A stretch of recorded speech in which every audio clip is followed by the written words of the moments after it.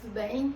Decidimos deixar mais para próximo, né, do Enem um tema pelo qual eu tenho um carinho grande por ele. Foi um tema que eu pensei em produzir para o Enem, para treinar, para os alunos treinarem, né, para o Enem, alunos e alunas. Tenho trabalhado isso com os meus alunos em outros lugares e quis também democratizar, trazer para vocês aqui no Sobre Humanas. É um tema que eu agradeço muito ao meu amigo do mestrado, doutorado de pesquisa, o Vitor. Ele é bibliotecário e ele está pesquisando exatamente a lei que fez 10 anos, a lei federal, que obriga as escolas do ensino básico, as escolas públicas e privadas, a terem bibliotecas em seus estabelecimentos. E aí, numa apresentação dele, né, numa turma de linguística, para a qual eu também dou aula, ele falou sobre sua pesquisa. Falei, putz, que maneiro, vou fazer um tema do Enem, eu me enrolando com os meus cordões aqui, tô bem cenourinha hoje, vou fazer um tema do Enem pra gente pensar essa lei, pra gente pensar também em leitura. Vou frisar algo que a gente já falou aqui no Sobre Humanas, né? Eu não trabalho, dou aula de redação há mais de 10 anos, eu não trabalho com uma forma de tentar adivinhar temas. O meu trabalho principal, e eu acho isso muito mais importante do que ficar dizendo para vocês que vai cair um tema ou outro, o meu trabalho principal é mostrar para vocês como não vai existir tema no Enem que vocês não saberão fazer, uma vez que o texto de apoio do Enem é bastante didático nesse processo.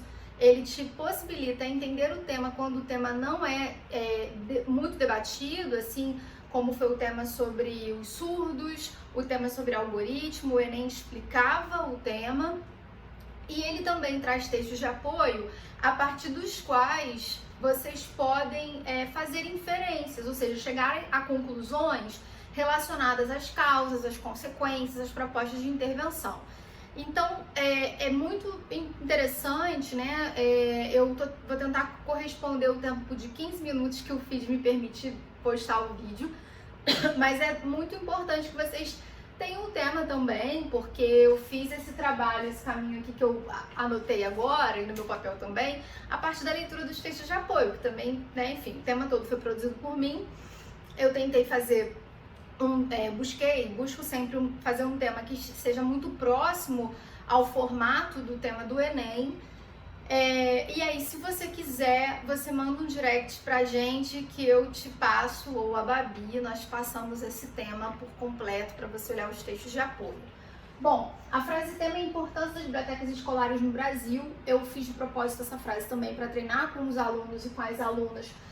Quando a gente tem uma frase que vem essa palavra importância, e aí, atenção, você não pode ficar na redação inteira falando sobre a importância, porque você vai dar solução para quê? Então, mesmo que você trabalhe a importância, é interessante que você trabalhe a importância das bibliotecas, mas você não pode se esquecer de que em um dos seus parágrafos, ou em todos os seus parágrafos de desenvolvimento, apareçam o problema e as causas inerentes a esse problema na sua perspectiva, porque aí você vai dar solução e vai ficar coerente o seu texto, tá? Ainda olhando para essa frase, quando a gente olha a importância das bibliotecas e a gente vai para a leitura do texto de apoio e identifica que a lei não está sendo cumprida, a gente pode pensar na frase, no problema, né? Eu não fiz uma frase para você botar na redação, mas uma ideia dessa frase problema é que não é dada ainda a devida importância para as bibliotecas, né? A sociedade, de modo geral, o Estado, as escolas públicas e privadas ainda não veem a biblioteca como um aparato importante aí no processo educacional. Eu me lembro muito, vou tentar também ser breve por causa do tempo, eu me lembro muito da minha formação no ensino fundamental, né, porque era chamada de primário, na Escola Municipal Gaspar Viana, lá em Vista Alegre, e eu adorava ficar na biblioteca. Eu não lia não, tá, gente? Eu quase não lia. Não, eu lia nada, praticamente. Eu gostava de limpar a biblioteca, de organizar a biblioteca, a tia deixava e eu ficava lá. Minha mãe também deixava, enfim.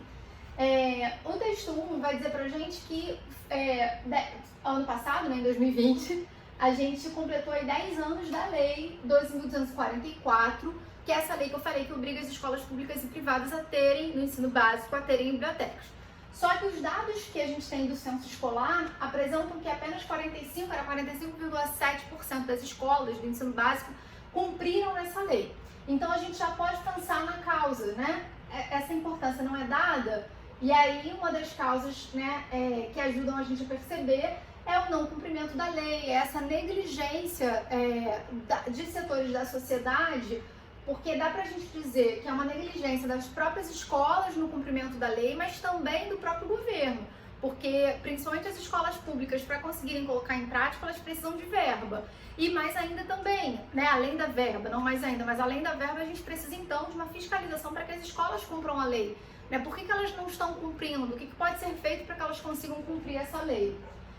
Um outro ponto que o texto de apoio nos apresenta é que os próprios dados do censo podem não corresponder à realidade, porque pode ser que as escolas tenham dito que tem bibliotecas, mas não necessariamente o espaço que elas têm e que elas estão chamando de biblioteca é uma biblioteca, tá? E aí, de novo, acho que cabe também a gente pensar que então o MEC tem que fiscalizar para ver, não apenas aceitar os dados, né? Não apenas acreditar nos dados que são passados pelas escolas, mas ir até as escolas para ver se isso está sendo cumprido, tá?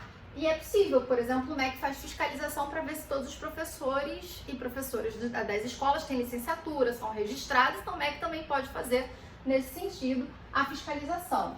Outro ponto que o texto 1 vai trazer para a gente é que não há dados sobre se há dados acerca se os bibliotecários e bibliotecárias foram empregados nessas escolas, porque a lei vai dizer que as escolas têm que ter a biblioteca e um número proporcional de títulos na biblioteca e tem que ter esse profissional, né, bibliotecário ou bibliotecária. E aí a gente não tem dados que demonstrem pra gente se essas escolas estão efetivamente empregando esses profissionais, né? E aí a gente também, de novo, volta como causa aí uma negligência em relação à própria lei. De novo, batemos no ponto da fiscalização do MEC, batemos no ponto de um incentivo, porque eu vou fazer um paralelo, né? Não adianta só, igual o governo faz com a BNCC, Base Nacional Comum Curricular, não adianta só colocar planos e metas, se não é dada à escola, se não é dado à escola o respaldo necessário para o cumprimento dessa lei, tá? Então a gente tem que pensar nesse aspecto. O texto 2 vai falar sobre a importância da biblioteca na escola. E a importância da biblioteca na escola tem sido algo que vocês têm falado muito sobre a questão da leitura, né? A biblioteca na escola, ela possibilita a ampliação do acesso à leitura. É importante a gente olhar o Brasil e olhar a história do Brasil, o contexto socioeconômico do Brasil, para a gente entender essa formação de público leitor. Eu comentei que eu não fui mesmo uma criança leitora, uma jovem leitora.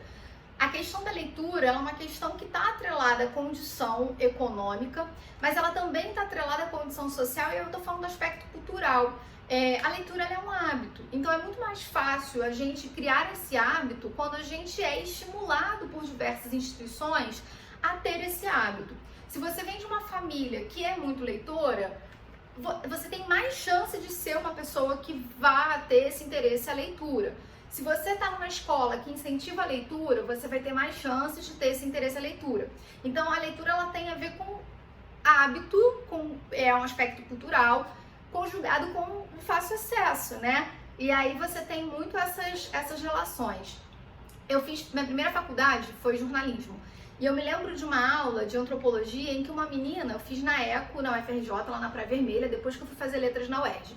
E a menina disse assim, levantou a mão para falar que as pessoas no subúrbio não liam porque elas não queriam ler, nas periferias, enfim. Talvez ela não estivesse preparada para estar estudando com pessoas da periferia naquela sala de aula, do subúrbio. E eu era uma dessas pessoas, e aí eu levantei a mão para comentar que aquela observação dela não fazia sentido. Porque a gente não lê porque a gente não lê porque a gente não quer. Há diversos fatores que estão aí envolvidos na dinâmica da formação de um público leitor. E aí ela dizia que nos subúrbios tem bibliotecas públicas e a gente podia ir. Não é bem assim, porque você tem que pensar na condição dessa biblioteca e também pensar na distância dessa biblioteca, né?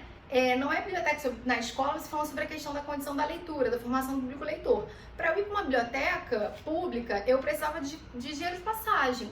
E aí, quando a gente vai passar numa renda per capita de uma família da periferia, dos subúrbios do Rio, ficar fazendo esse tipo de trajeto não cabe dentro da renda familiar, assim como comprar livros. Eu me lembro que meu pai fez uma assinatura do Globo, uma época, porque vinham vários livros, né? Então era a tentativa dele de dar esse acesso à leitura pra gente, né? Mas ainda assim eu também não lia, tá, gente? Eu queria ficar na rua brincando. O texto 3 vai também tocar na valorização da leitura no cotidiano. E aí a biblioteca como importante como uma ferramenta importante nessa valorização da leitura no cotidiano. O que dá pra gente pensar nessa informação que o texto traz são 2 pontos. A importância da leitura, né? A importância da biblioteca na escola, desculpa, e o porquê que as pessoas não leem. Porque assim, se a gente tem um público no Brasil que não dá importância à leitura, isso acaba sendo uma causa para não dar importância à biblioteca na escola, né? Se a gente não tem o hábito de leitura, a gente não vai reclamar o fato de não ter bibliotecas nas escolas, entende? Eu não vou... quantos de nós vamos matricular os nossos filhos, né? Ou vamos nos matricular numa escola usando a biblioteca como um critério. Eu não vou botar nessa escola privada aqui porque não tem biblioteca. Eu acho que pouca gente faz isso, né? E eu acho que pouca gente faz isso porque a gente não lê no nosso cotidiano, a gente não é um público leitor, assíduo e tudo mais, tá? Aqui dá pra gente trabalhar alguns repertórios socioculturais. Eu penso muito na questão da uberização da vida, né? Da precarização do trabalho. Vocês gostam muito de falar sobre, por exemplo, a Sociedade do Cansaço do Byung-Chul Han. A gente tá num tempo que é o próprio neoliberalismo, se você defini-lo, né? Você pode fazer esse paralelo na sua redação, na sua argumentação, que é um momento que exige de nós uma alta produtividade no nosso cotidiano. E nessa dinâmica do nosso cotidiano, inclusive para ter o nosso ganha-pão, para a gente conseguir, né, sobreviver, a gente não tem tempo para leitura. Então, dá para a gente conjugar esses aspectos. Acho que também a própria lógica de entretenimento da indústria cultural pode também ser uma dinâmica que nos afaste da leitura, enfim, acho que vocês podem trabalhar também por essas perspectivas. Tá um ponto aqui que eu pulei, eu acho, a letra E, que é de extrema relevância, que vai falar na letra E, no texto 2, que há problemas no texto da lei, que os problemas são os seguintes, né, que vão ser falados no texto em relação a essa lei. A lei, ela não vai desenvolver, ela não vai falar em nenhum momento sobre um projeto pedagógico, sobre currículo. Então, ela prevê a criação das bibliotecas escolares nas escolas públicas e privadas, mas em nenhum momento ela vai falar sobre a relação dessas bibliotecas com um projeto curricular, com um projeto pedagógico. Então, não basta só você ter a biblioteca. Você precisa que a biblioteca seja inserida no cotidiano da escola, na dinâmica da escola, nas diversas disciplinas que a escola oferece. Então a lei acaba tendo esse problema. A própria lei é problemática, é incompleta. Acho que é um ponto que dá pra gente pensar aí em relação a esse tema. Voltando aqui ao texto 3, a gente tem a consequência da falta de biblioteca, as consequências da falta de biblioteca na escola.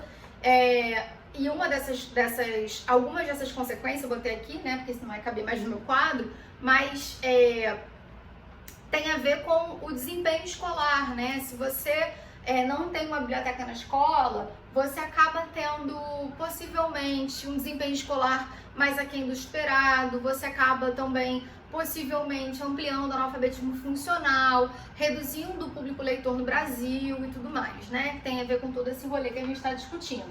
E por fim, né, o último texto 4, vai falar que o Brasil perdeu 4,6 milhões de leitores, segundo a última pesquisa, a pesquisa mais recente, 2019, em 4 anos. E a maior perda que a gente teve de público leitor, ou seja, quem está mais deixando de ler, são as pessoas que têm ensino superior e as que têm condição financeira melhor.